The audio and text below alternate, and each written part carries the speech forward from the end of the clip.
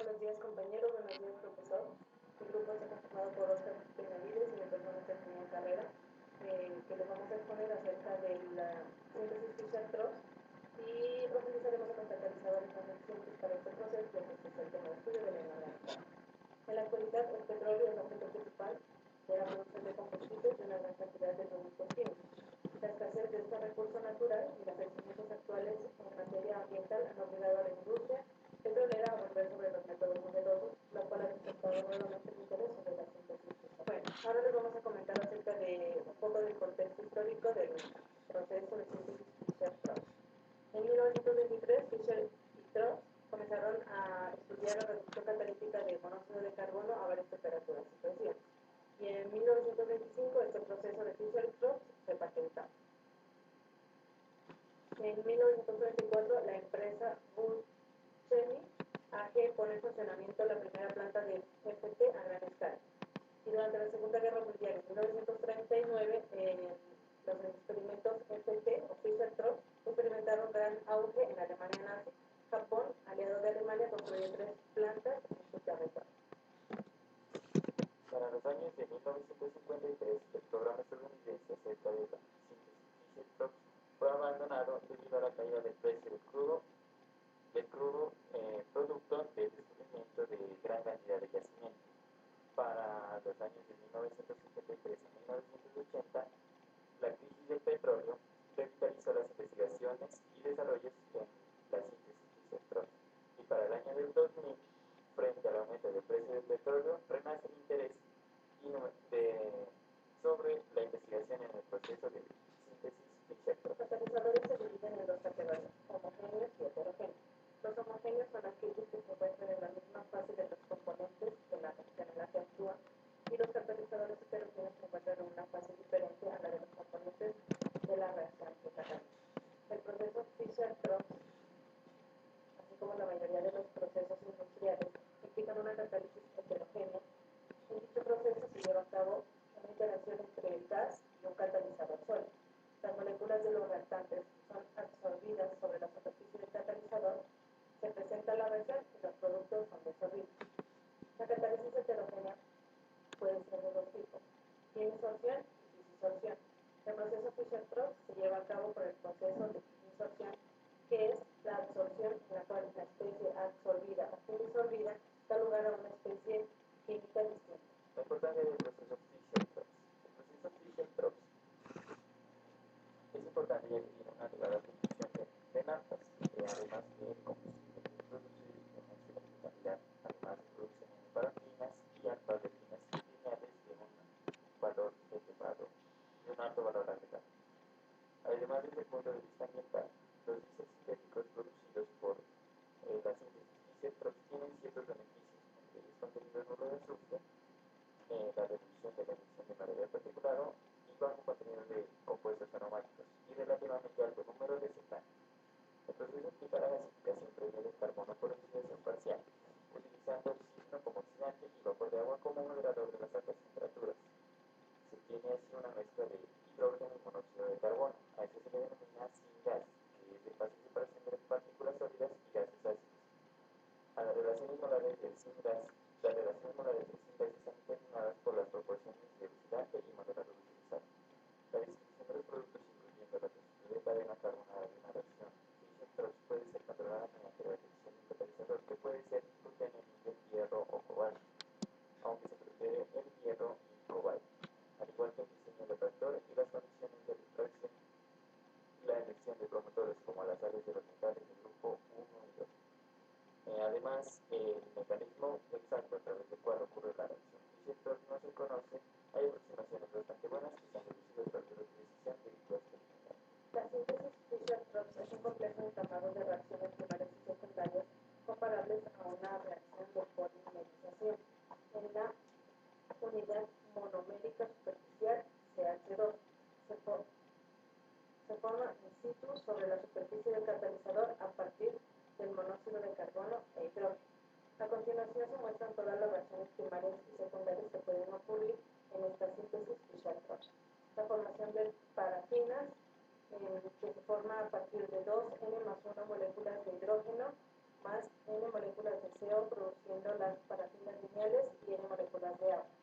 La formación de olefinas son 2 N moléculas de hidrógeno más N moléculas de CO2, de CO, produciendo las alfa olefinas y N moléculas de agua. La formación de alcoholes son 2 N moléculas de hidrógeno más N moléculas de CO, produciendo los alcoholes y N-1 moléculas de agua. La agua formada en las reacciones anteriores puede reaccionar indissolublemente con una molécula de monóxido de carbono en la que se conoce como la reacción de gas de agua, WGS, sus siglas en inglés.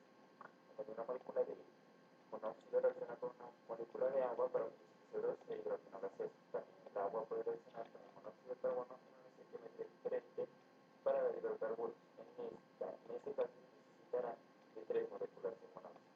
Otra reacción secundaria utilizable que conduce a la disposición de carbono con la consiguiente desactivación del catalizador es la reacción de Bouillon, en donde 2 moléculas del monóxido se descomponen en carbono y CO2. El CO2 producido por estas reacciones también puede dar hidrocarburos al combinarse con hidrógeno presente en el gas de síntesis, en donde una molécula de dióxido de carbono más 3 moléculas de hidrógeno van a producir CH2 y 2 moléculas de agua. La síntesis Fischer-Tropsch se asemeja a una reacción de polimerización con los siguientes pasos. Primero, absorción de reactivos. Segundo, la iniciación de la cadena, el crecimiento de la cadena, terminación de la cadena, desorción de productos y reabsorción y posterior reacción de dichos productos.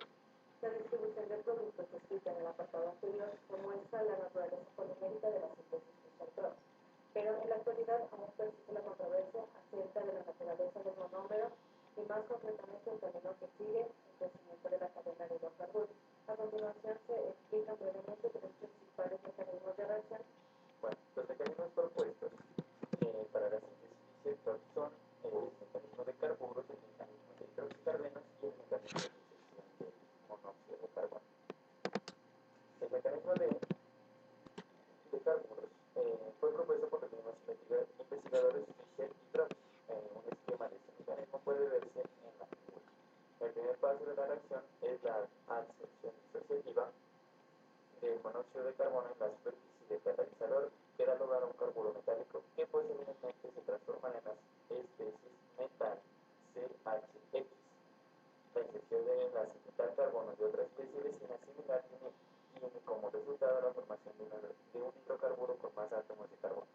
El crecimiento de cadena puede interrumpirse por adición u eliminación de hidrógeno, originando la correspondiente parafina u olefinas. Este mecanismo no explica la formación de compuestos oxigenados, alcoholes y aldehidos. El segundo mecanismo propuesto para la síntesis Fischer-Tropsch es el mecanismo hidroxicarbeno.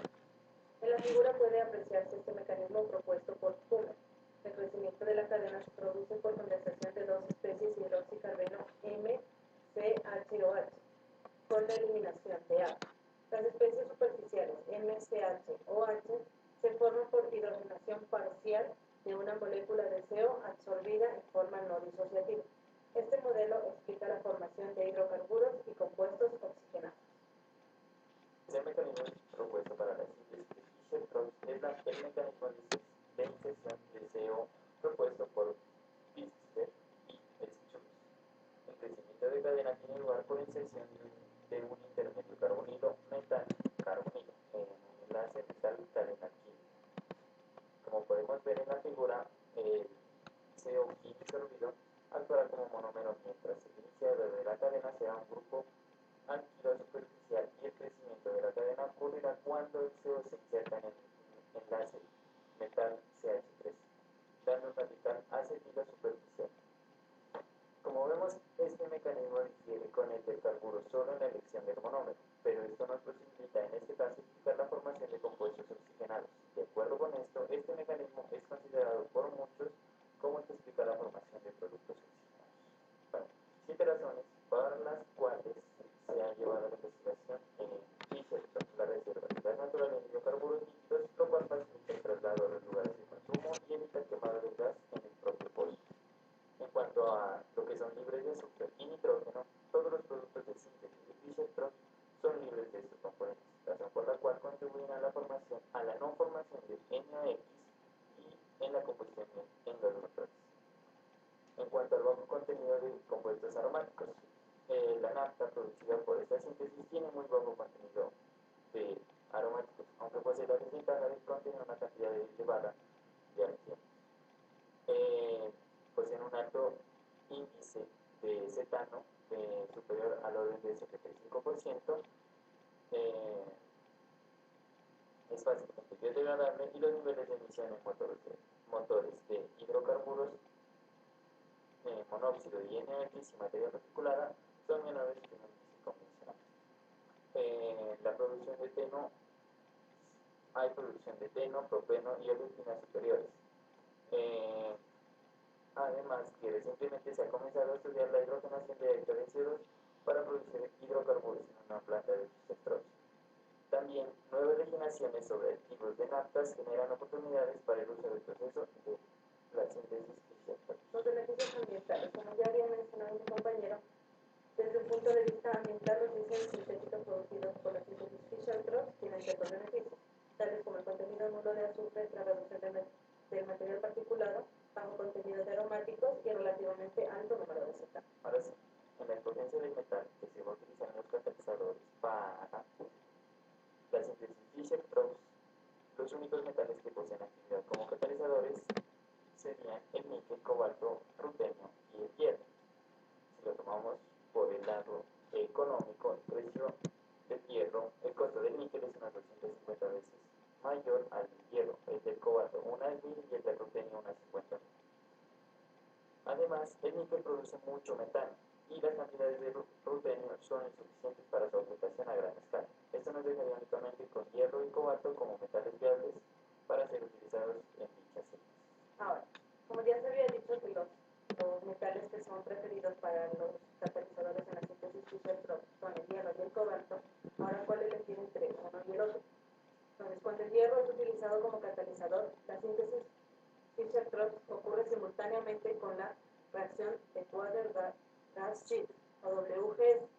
Esta consume el CO y el agua producida en la síntesis y genera hidrógeno adicional y dióxido de carbono. Por esta razón, los catalizadores de hierro son la mejor elección cuando un syngas pobre en hidrógeno es utilizado. Esta situación ocurre cuando el gas de síntesis o syngas proviene de una gasificación de carbón o de biomasa. Además, los catalizadores de hierro son preferidos a los de cobalto, ya que ellos poseen menor costo, menor selectividad al metano y menor sensibilidad a veneno. El desafío general en una síntesis Fischer-Tropsch. A pesar de todas las ventajas, existe un problema de suma importancia sin resolver. El logro de una formulación de un sólido catalítico que posee una elevada selectividad hacia un determinado corte de hidrocarburos o el predominio de olefinas sobre parafinas, según las necesidades de la planta. Este es un punto esencial, ya que disminuye el rendimiento del proceso y obliga a la utilización de costosas operaciones de separación luego de la reacción. Si bien el control de las condiciones operativas mejora algunos aspectos del diagrama de selectividades, el principal punto sobre el cual se debe actuar es sobre las características estructurales del catalizador, ya que la reacción se encuentra controlada cinéticamente. Bueno, los soportes SDA fueron sintetizados por primera vez en el año de 1996 por investigadores de la Universidad de Santa Bárbara, los cuales crearon una nueva familia de sílicas mesoporosas de alto ordenamiento de poros llamadas SDA. Los diámetros de poro pueden variar entre 5 y 50 nanómetros y exhiben estabilidades hidrotérmicas mayores a cualquier otro material mesoporoso. El más utilizado de estos es el SDA15. Dependiendo del diámetro del que posean estos soportes, se van a clasificar en microporosos, mesoporosos o macroporosos. El uso de estos sólidos mesoestructurados como soportes de catalizadores óxidos y metálicos ha despertado un interés creciente, puesto estos catalizadores presentan selectividad de forma en ciertas reacciones. Además, dentro de sus canales, los tales óxidos o metálicos tienen tamaños que no pueden exceder ciertos diámetros y esto les confiere mayor selectividad en reacciones sensibles, es decir, sensibles a la estructura, tal como lo es la reacción de fricción. Bueno, con respecto a la basicidad de la superficie de los catalizadores, esto es de vital importancia para alcanzar una mayor probabilidad de crecimiento de la cadena y la actividad catalítica, así como una mayor estabilidad. Como promotores básicos se han utilizado elementos alcalinos y alcalino-terres, entre los que el potasio siempre ha proporcionado los mejores resultados. Esta es importante, esta actividad básica es importante para la mayor selectividad para la producción de olefinas, mayor actividad catalítica del sólido, mayor probabilidad de crecimiento de la cadena y mayor estabilidad. Como se ha mencionado anteriormente, la síntesis Fischer-Tropsch involucra una serie de reacciones sensibles a la estructura del catalizador mezclado. Por ese motivo, las diferentes etapas preparativas de los catalizadores son de vital importancia para lograr los resultados esperados en los test catalíticos. Los metales alcalinos elegidos son litio, potasio y cesio, como se puede observar en la figura. Estos fueron seleccionados como elementos testigos del grupo 1 con el propósito de estudiar la influencia de una basicidad creciente sobre las propiedades estructurales de los catalizadores y por lo tanto sobre su actividad y selectividad. En cuanto a la obtención del sólido mesoporoso SBA15, consiste en un método hidrotérmico donde se produce un autoensamblado entre un compuesto de silicio que formará las paredes del sólido y un surfactante anfílico que servirá como template o agente director de la estructura. La síntesis puede ser encarada de dos diferentes formas. Una consiste más altamente concentrado, en la que el surfactante forma una mesofase con agua, y otra con sistemas muy diluidos, donde el surfactante utiliza su propiedad antifílica para formar micelas en ausencia de la fuente de silicio. Se probó esta segunda opción con diferentes surfactantes oligoméricos y copoliméricos. Los sólidos más estables y con mayores tamaños del poro fueron obtenidos usando bloques de copolímeros de bajo peso molecular. Entre ellos, el que mejor resultado ha dado es un tribloque llamado fluoruro. Con la incorporación de sitios básicos en los catalizadores se han introducido iones alcalinos. También se han ubicado metales dentro de los canales SBA15 y se ha evitado que la introducción de los dopantes alteren las propiedades de los soportes. Se proponen dos enfoques para este proceso: la impregnación del SBA15 con sales acuosas de metales alcalinos, ya sean acetatos, carbonatos internos, y su posterior calcinación. La otra vía, mediante la incorporación de las mismas sales en gel de síntesis del SBA15 y su posterior calcinación. En esta diapositiva se muestra el proceso que se llevó a cabo para la síntesis del SBA15. En este procedimiento se observan las cantidades utilizadas para esta síntesis, así como las temperaturas, presiones y tiempos que hay que tener en cuenta para este procedimiento. En la obtención de precursores, la sal de hierro elegida para la impregnación fue el nitrato de hierro no hidratado debido a su fácil disolución, su bajo pH en solución, ya que a pH altos destruye la estructura del soporte, su fácil descomposición posterior, su relativo bajo costo y su alta disponibilidad comercial. Debido al entorno hidrofóbico que presentan las paredes del SBA15, la sal de hierro en disolución acuosa no penetra en los canales satisfactoriamente. Así es que luego de varias pruebas con diferentes solventes se decidió disolver la sal de hierro en el canal. Además, se decidió realizar la impregnación a 313 Kelvin para favorecer la difusión de la solución dentro de los canales del SBA15 y homogeneizar todo el sólido impregnado. Culminando este paso es necesario descomponer la sal de hierro tratando de que las presiones resultantes de hierro no sean expulsadas de los canales de soporte al calcinar.